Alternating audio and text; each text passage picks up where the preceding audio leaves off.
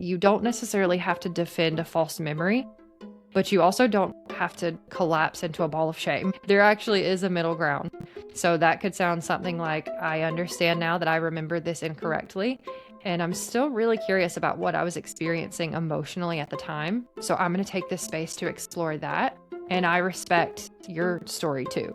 I respect how you experienced it too. And so that can be taking accountability without attacking yourself and without attacking the other person. And you can still be building connection with the other person without completely erasing their version of it or erasing yourself. And just remember, this isn't necessarily about deciding who's right. It's more about, can you learn yourself better? Can you trust yourself better?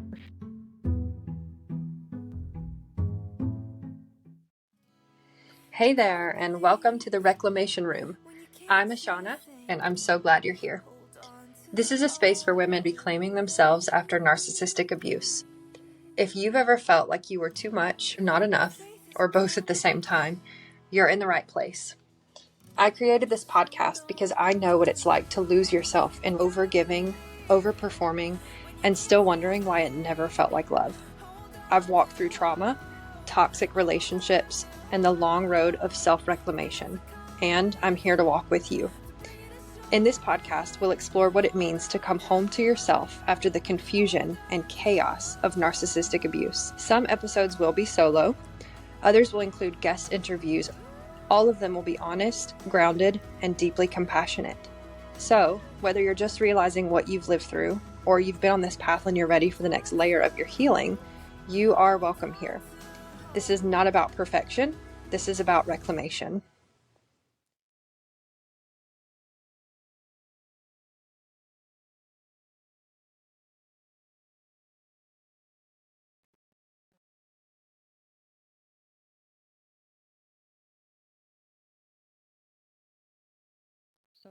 So a little bit on the fly, it's another audio, but I want to talk about memory today. But not memory in the way that we usually talk about it, because when we say memory, we'll think about facts or timelines or even fighting back and forth to get the story straight. I want to actually talk about memory as something that lives and is alive in our nervous system, something that is constantly being shaped by safety, by threat, by connection, by power. So hopefully this will resonate with some of you. But before we get into it, I do want to say something important. This episode is not going to be about proving what happened, assigning blame, deciding whose version is right.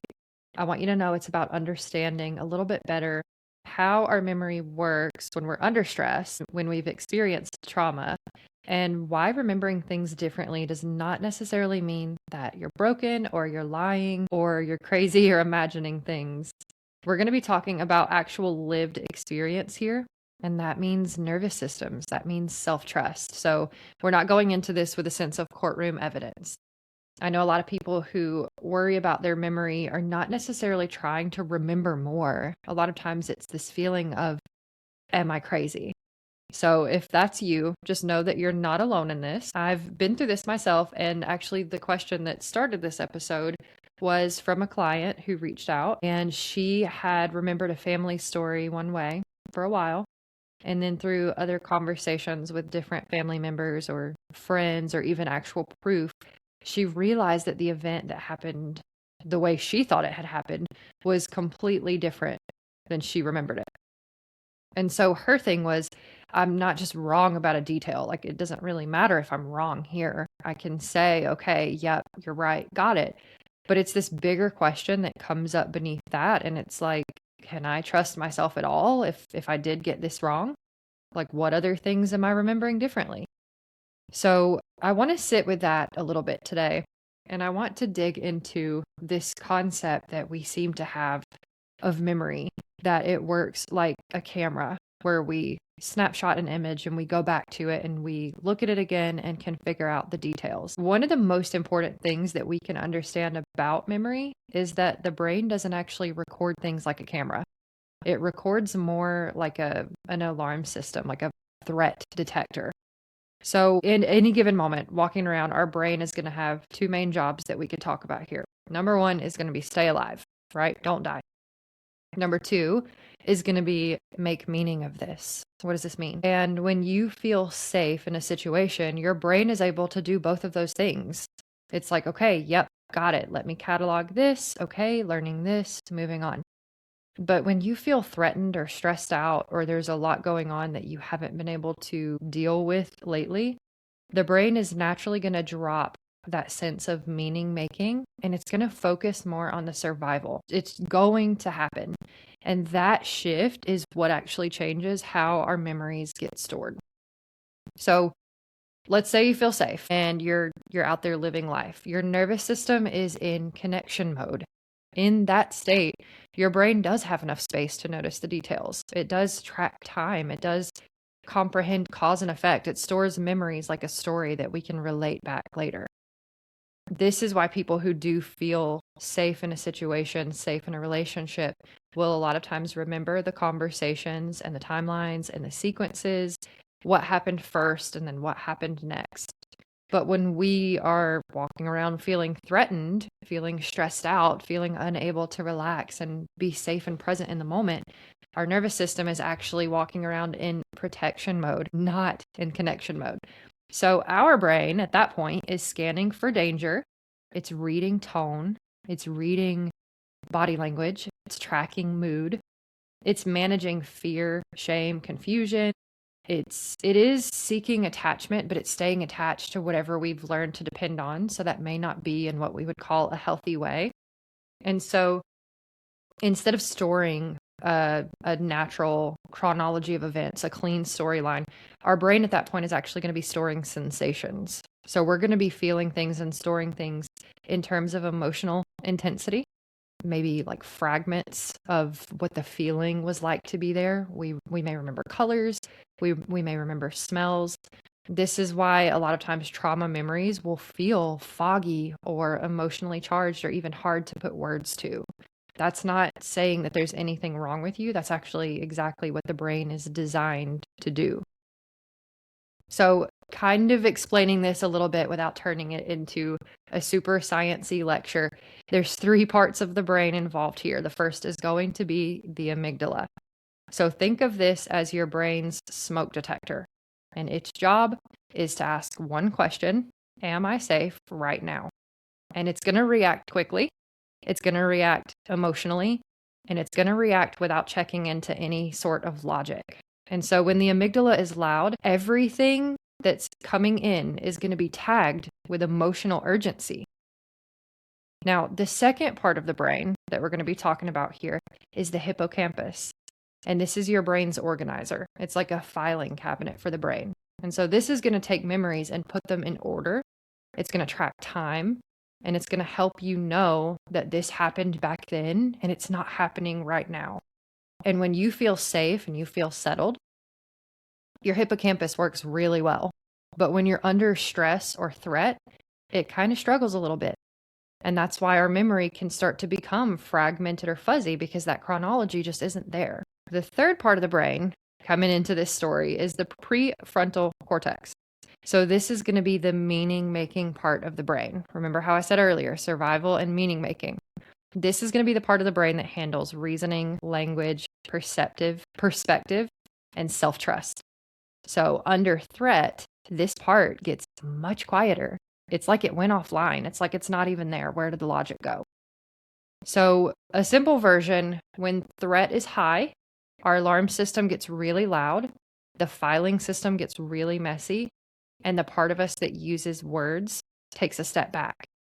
And that doesn't mean that we're weak. That doesn't mean that we're crazy. That's actually a sign that biology is working exactly how it should be.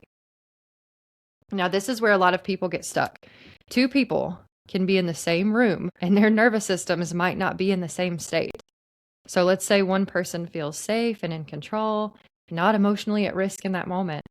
And then the other person might be feeling kind of small or exposed. They might be feeling vulnerable or uncertain. And so their brains are prioritizing different information in the same room, living the same story. Not because one of them is lying, but because their nervous systems are actually doing different jobs in that moment. So a few gentle, hopefully non-blaming reasons why families might remember things differently. Number 1, different roles carry different levels of risk. So the one with less power is probably going to remember more threat. And the one with more power is probably going to remember more of the events. Second, emotional safety is actually going to shape what your brain holds on to and carries forward. So when someone feels secure in a system, their brain can focus on what happened and feel certain in that.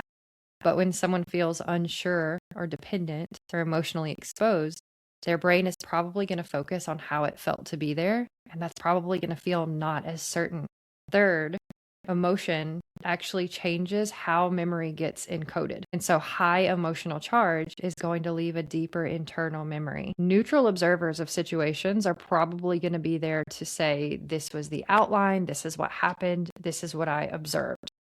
But if you have more emotional connection to that situation, you're probably going to remember the impact more so than what happened. So if you and someone else are remembering something differently, it doesn't automatically mean that someone is wrong. A lot of times it might just mean that someone felt more safe and someone else didn't feel so safe. So taking a moment here, this may or may not be resonating for you. If it is hitting close to home, I want you to just take a moment to take a deep breath. And I want you to remind yourself that you don't need clarity right now. You might just need safety, and that's okay. Because every time we remember a memory, the way that we feel safe in that moment, remembering it, it actually rewires how we're going to remember that memory next time. And I know this is really redundant, and I'm using the words remember and memory a lot. But every time you bring a memory back up, each time that you're able to feel safer remembering it, you're actually re-encoding that memory to feel like less and less of a threat when it comes back up. So don't think here that I'm pushing you to go and look at all of your memories and make sure they're right or wrong. No, none of that. I'm just saying this is how a lot of these things work. And if you've felt uncertain or self-doubt, this might be why. This actually shows up really strongly in emotionally unsafe and narcissistic relationships, because in those systems, reality a lot of times will get denied, or it'll get minimized, or it'll get completely reframed after the fact, and you find yourself questioning if it was even true the way that you thought it was. A lot of times in these systems, evidence will get punished. Your journals might get read, your texts might get gone through and questioned, and then your feelings about that might even get dismissed. What's happening here is that over time, the brain is learning something really specific. It's learning that remembering clearly is dangerous. It's learning that ambiguity, uncertainty, is going to keep you safe. And so the nervous system is actually going to stay in a low-grade survival mode for a long time, and that is going to affect how your memory gets stored. That's why so many people will leave an abusive relationship and say, oh my gosh, I can't even trust my own mind. I don't even remember half the things that happened. And it's not because your mind is broken. It's because it adapted to what you were going through. And I want to pause here because this part matters. If someone reads your journals or reads your texts and then you feel like you get punished for it, your brain is learning something really simple in that moment. My inner world is not safe. My truth is going to cause conflict. And reflecting and remembering these things is dangerous. And that doesn't just silence someone in the moment, that interferes with how your brain integrates your memory long term. So if writing things down or journaling or remembering things doesn't feel safe for you, that makes absolute sense. So I want you to know that there's other ways that you can reflect. You can use voice notes. You can check in with your body instead of writing on a page. You can write in a private notes app that feels a little bit more protected. You might even find yourself talking about the same situations over and over again. And people around you might even say, like, gosh, why can't you just let that go? Or in relationships, it could look like, why do you keep bringing up the past? Can you not just forgive me and move on? I want you to know that if you're still talking about these things, it's likely still processing time for you. It might not be that you feel safe enough to remember that memory in a way that's closure. You may still feel a bit of threat around that memory. You may still be processing how you felt in that moment. And you may still be deciding in your body how you want to encode and store that memory moving forward. So keep that in mind, that the way you process things is also going to be unique to you, and it doesn't necessarily have to make sense to other people. But the goal here isn't going to be documentation, just so you can check that off your healing list, right? The goal here is giving your nervous system somewhere safe to be in this process. So I want to name a question that a lot of people are probably carrying with them. What if my memories aren't real? And I want to offer a gentle reframe here, because maybe the question isn't so much, are my memories real? It might be more a question of, what did my nervous system experience as real at that time? Because memories aren't meant to prove anything, right? They're not meant to show who's right. Memories are meant to inform us about what felt safe or unsafe in that moment. That's the whole point of it. That's why we have that filing cabinet, that nervous system activity that tells us, okay, we need to file this away and remember this later. And emotional memory is still real memory. So if your body remembers fear or confusion or shrinking, even without details of what happened, that felt memory is real.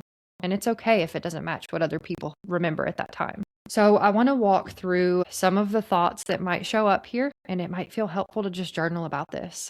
But some people might be thinking, okay, what if I'm wrong? And I want to say here that being wrong about the details is not the same as being wrong about the impact that it had on you. Those are two completely different things. Okay, the next one. What if I hurt someone by trusting my memory?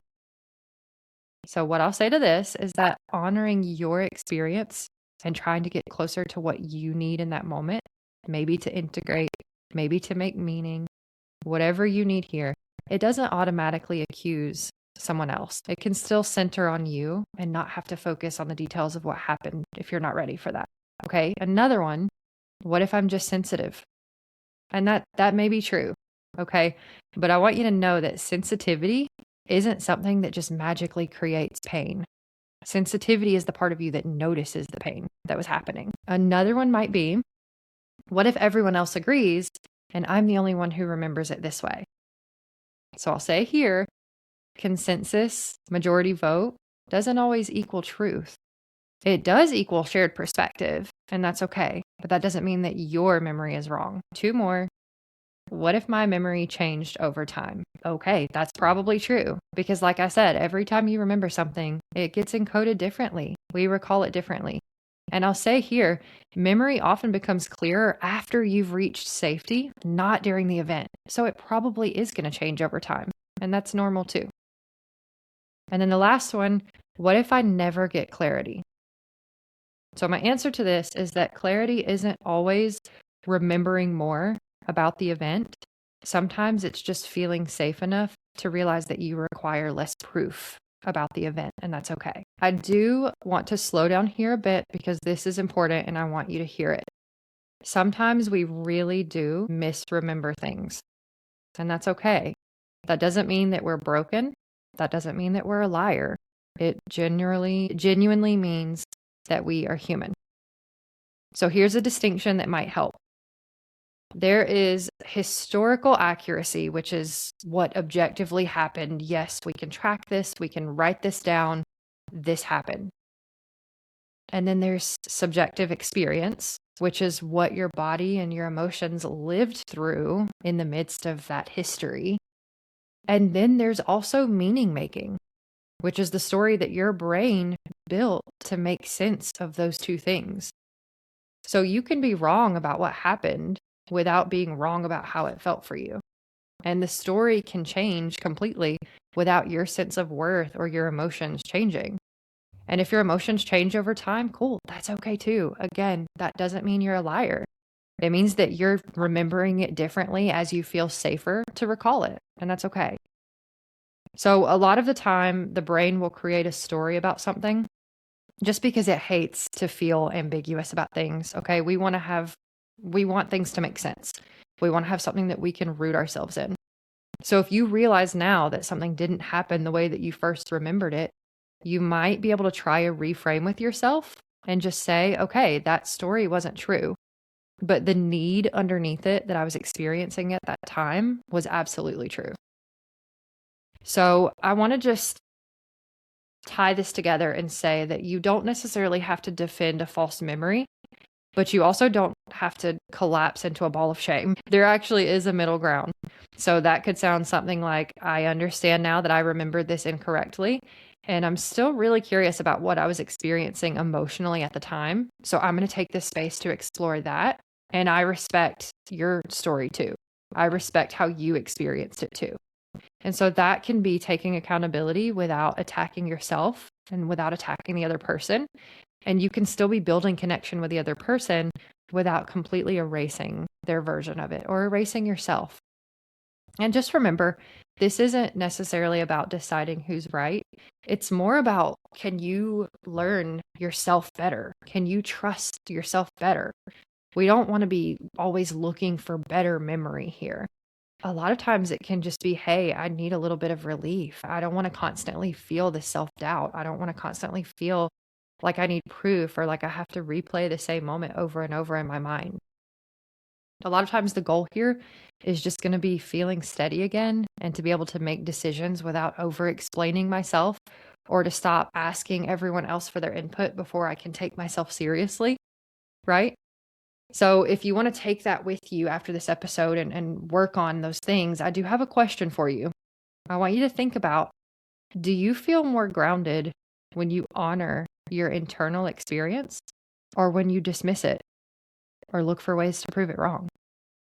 And you don't have to answer that right away. It may take some time, but just notice what happened in your body when you heard it. Notice if another question comes up for you that maybe you want to explore that one. But I want you to know that healing, as we call it, healing, isn't about forcing your memory to become clearer. It's more like creating the internal safety that you need now that's going to tell you you don't have to doubt yourself anymore just to stay connected to other people. You don't have to have a perfect memory to be able to move forward with integrity. You do need self-trust in order to stop feeling like you're abandoning yourself. But that can come alongside respecting other people's version too, and letting them know maybe this is something that you want to share with them. Maybe they didn't know these things about memory, and the two of you can learn together.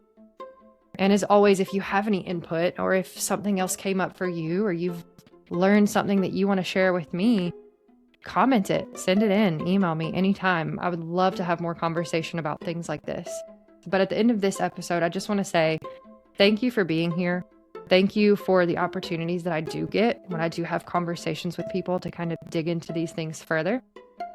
And if this conversation stirred something in you, I want you to know there is space for deeper reflection. And I also do have guided work that I offer inside of my Way Home community and on my Substack. So this is ongoing work. This isn't just a one-time realization that I want to drop here. But you can check out wayhomewellness.com for some of the work that I'm doing there. And you can always email me, ashana@wayhomewellness.com. Thanks for spending time in the Reclamation Room. Be sure to follow or subscribe so you never miss an episode. And if this supported you, consider sharing it or leaving a review. You're not alone, and your reclamation is sacred.